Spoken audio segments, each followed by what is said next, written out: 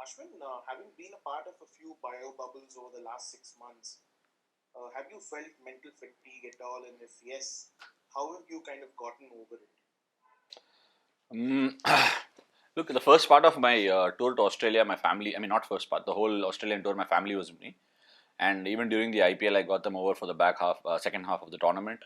But this tour, not got them here because I've used rotation policy and left them at home so that they get a break. But I think without them around, it can be incredibly hard. Yes, we get larger hotel spaces. We do get our entertainment area. We bond much better.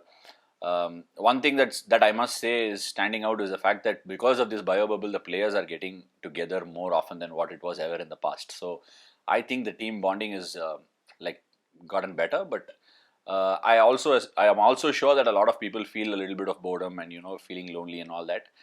It'll be nice if they come out and seek some help. But for me to manage it has been mostly around watching stuff on online, reading books, and also doing a little bit of yoga and meditation stuff.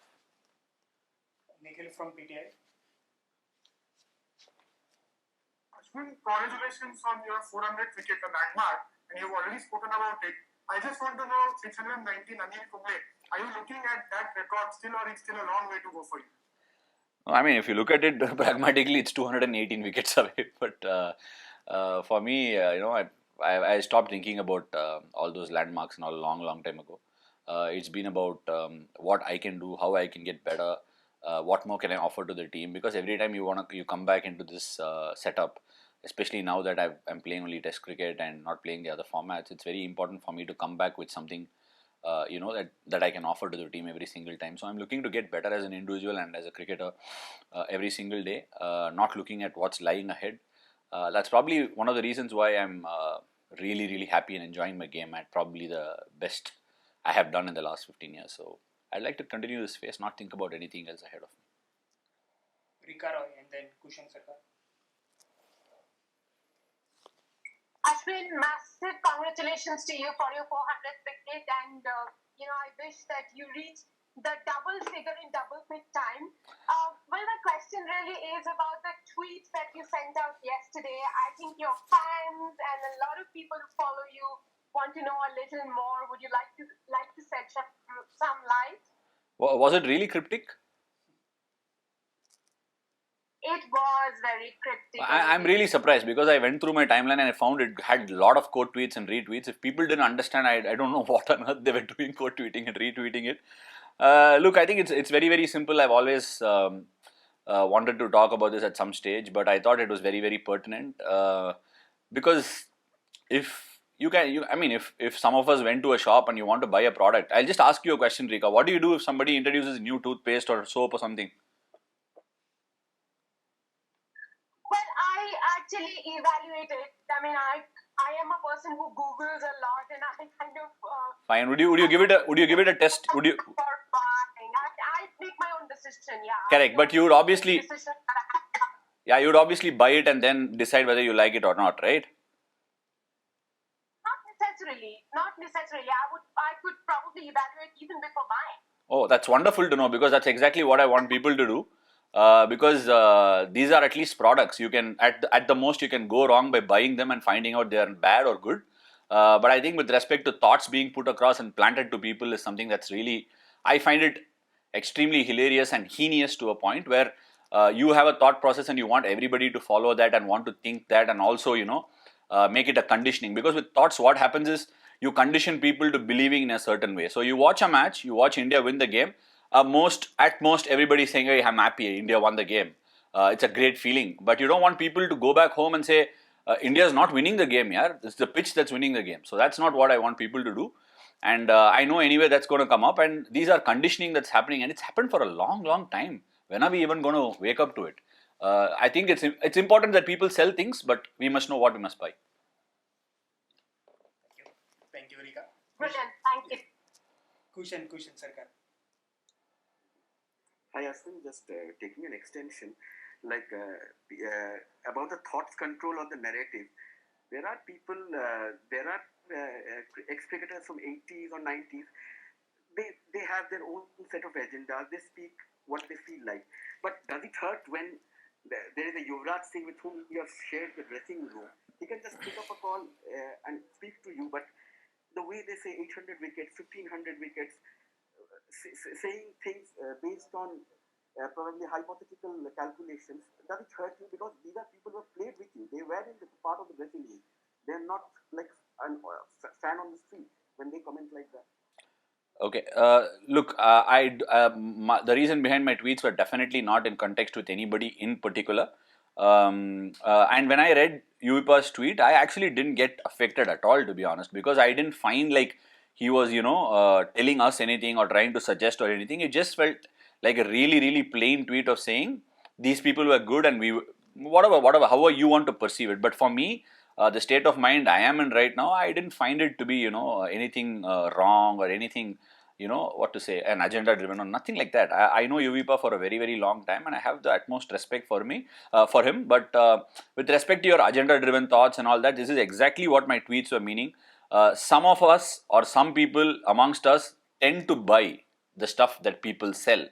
And I do not know the reason behind why certain people sell certain things, but it's clear. It's just a perception of what happens, and for me, I want to protect, or at least I want to try and put it out there that people who know me or who watching me talk at least realize that without their knowledge, they are actually being hypnotized to believing what they are buying. We'll take a couple of more questions from Indian press and then move to UK press. Harit Joshi and Gaurav Gupta. Hi Ashwin, congrats on the landmark. Thank you. You think this has been your best phase ever, in terms of contributing with the ball and bat and wherever, different phases of the match? I would probably say this is probably one of the best phases in terms of the awareness I have about my own skill, what I need to be doing at different phases of the game, the ability to execute what I would like to think. Sometimes you want to execute something, but you're not there. You're quite off the mark by a little few, centimeters or inches, which make a massive difference in this sport. So it's a contribution of a lot of things. I can't put my finger and say this is why it is happening. The awareness of the game, the understanding of the game, things that I pick up, small cues that I watch. All these things are just coming together, and I'm very, very blessed and thankful for the fact that it's coming together at this point of time. And I'd like to continue and stick the sort of work that I've put in through the lockdown for the next whatever years I will have left ahead of me. Yes, Gaurav Gupta.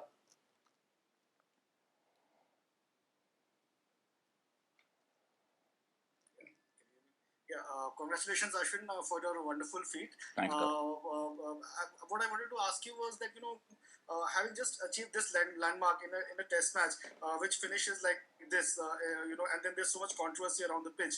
Do you feel hurt that... Now, what is attention this? Gets, sorry? What is this? I didn't get your this. What I'm trying to say Yeah. is that you've just achieved such a big landmark, and then there's this talk around the pitch. So does that sort of hurt you that the focus is taken away from the player's performance and his feet? Whether it's you or Akshar, and all the talk is about the pitch rather than the skills of the players. So do you sort of feel sort of disturbed by that? That it's at the end of the day it's a contest between batter and ball which should be talked about. I'm absolutely not disturbed with things being taken away from the context, because this is what's been happening for the last decade, and if not more. And that is why I put out the tweets that I did yesterday. I think people need to get the context of what's happening here.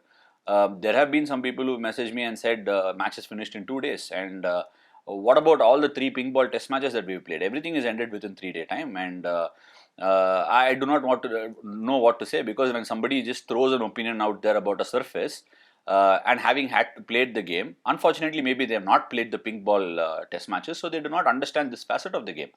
But I would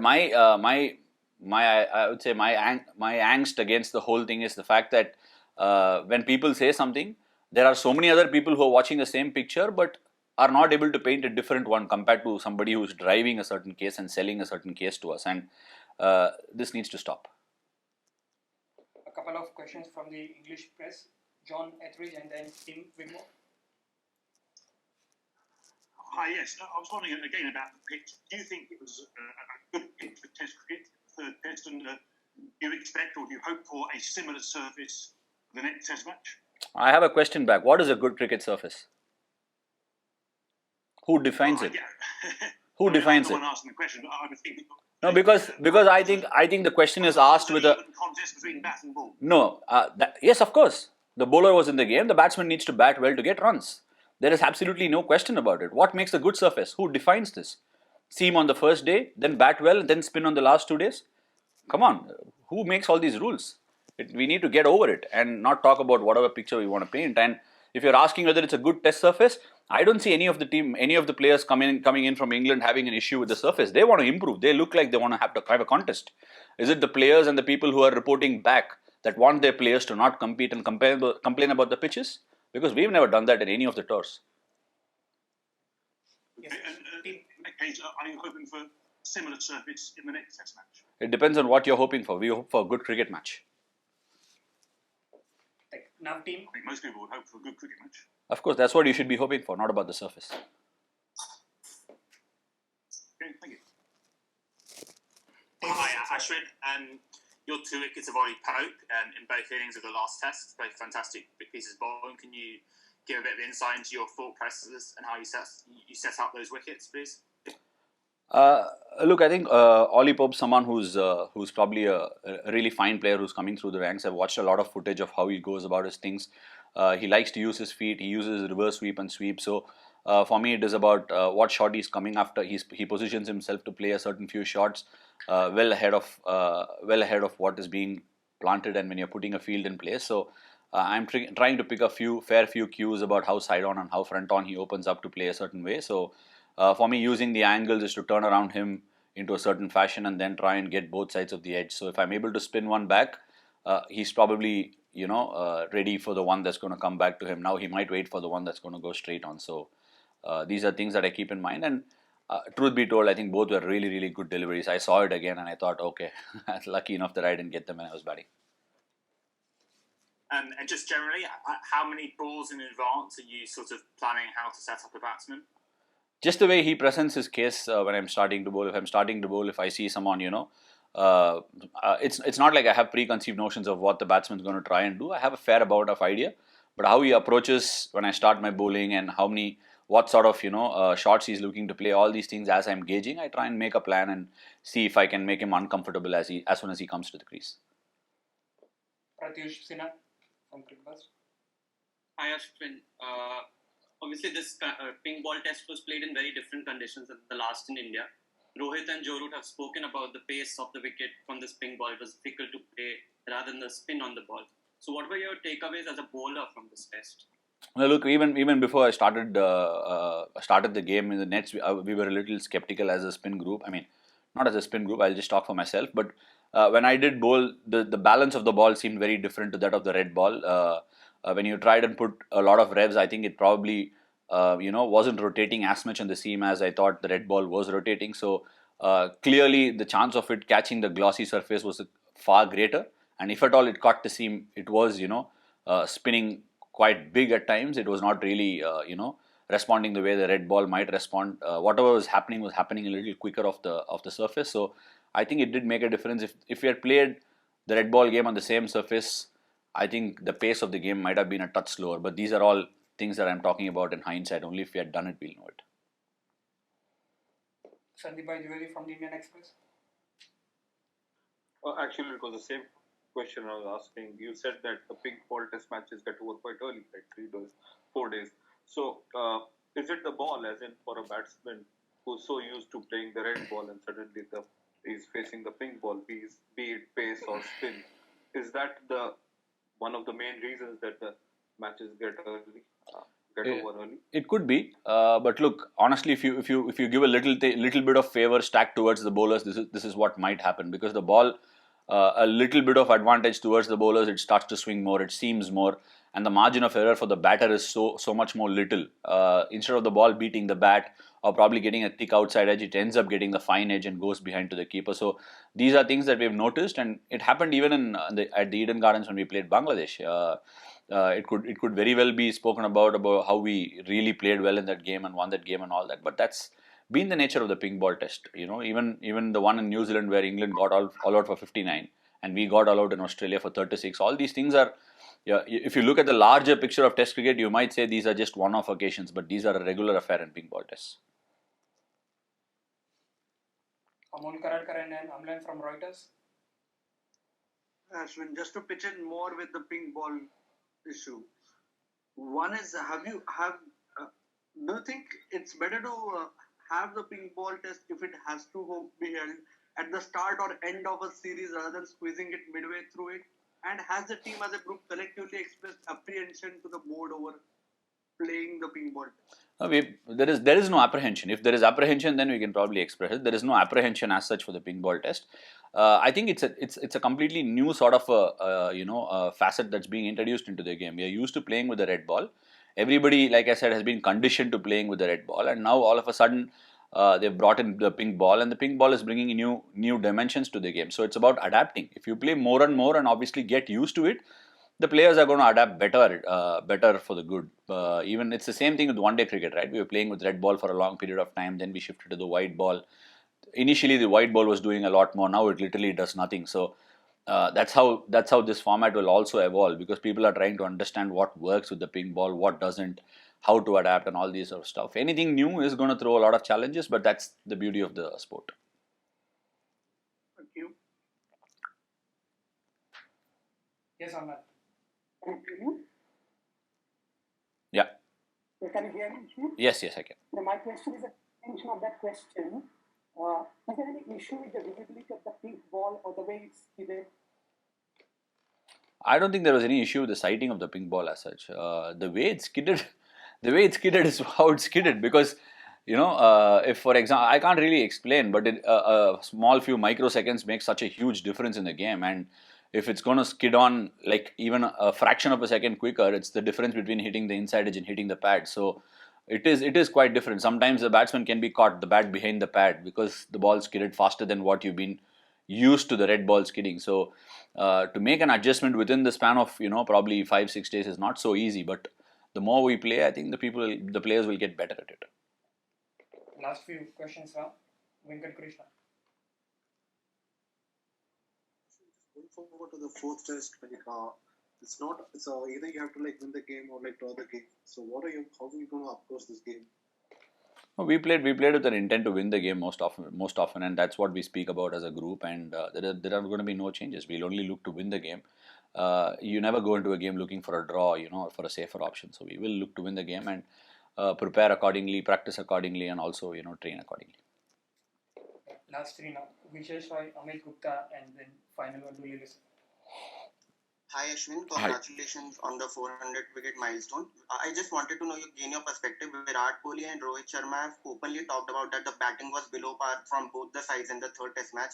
I just wanted to know that blaming the pitch, do you think that blaming the pitch is an easy resort rather than introspecting and blaming your own batting? Because a lot of former cricketers, English cricketers I might say, have criticized the pitch. Do you think the whole point of cricket is that there needs to be a contest between bat and ball? So if there is a match in which bowlers have a slightly upper hand, so what is the problem in that? And do you think there needs to be introspection about the batting rather than blaming the pitch? Okay, that's quite a long question. Look, I think I've said this in the past also. I think everybody is entitled to their opinion, and I'm not here to say your opinion is wrong or your opinion is right. But the fact remains that the talk around the surface is just getting out of hands. Yeah, because why would you talk about surface and sell that to us time in and time out? Is there been any instance where the surface has been spoken about when any other place, any other country we played games in? It is. I don't know if we find it very, very funny that when they speak about the surface, it immediately gets quoted all over in our press. And that is the issue here, because there have been instances when we went to New Zealand, both tests got over within 5 days. A total of 5 days for 2 test matches. And now nobody quoted it. And there is a video that's doing the rounds where Virat in South Africa is saying, I am not here to talk about the pitch and I'm not comforting my boys with regards to that. And that is how we've been taught to play cricket. And I don't know why we indulge such thoughts and promote such thoughts. And that's why I say, let them sell it. Buying is always our choice. Fine, Amit Gupta.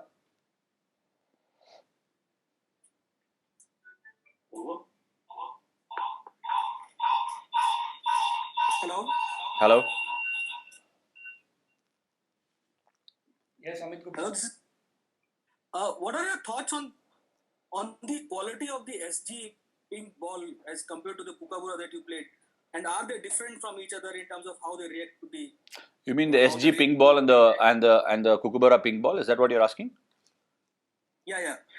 I don't think there is enough sample size to be able to compare both, because I played only a grand 2 days of pink ball cricket with the Kookaburra and the same with the SG. So the surfaces have been different conditions, different dynamics to the ball. But I think the what I realized with the pink ball in Australia was that it definitely aided more bounce and pace off the surface than the red one, and here also it is the same. It offered more bounce and pace off the pitch than the red ball would, and that's probably due to the lacquer that's been that's in the ball, and also probably the slightly more prouder seam that both these pink balls have. And I can't really differentiate much at this point of time, and I think I'll have a very few sample size in my hand even when I'm done. I don't think there are going to be that many matches that I can talk about. Final one now, Lily sir.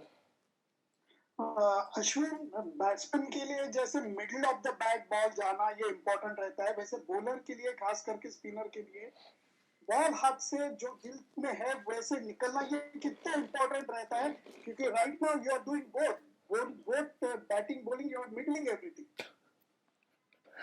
Thank you Lalit sir.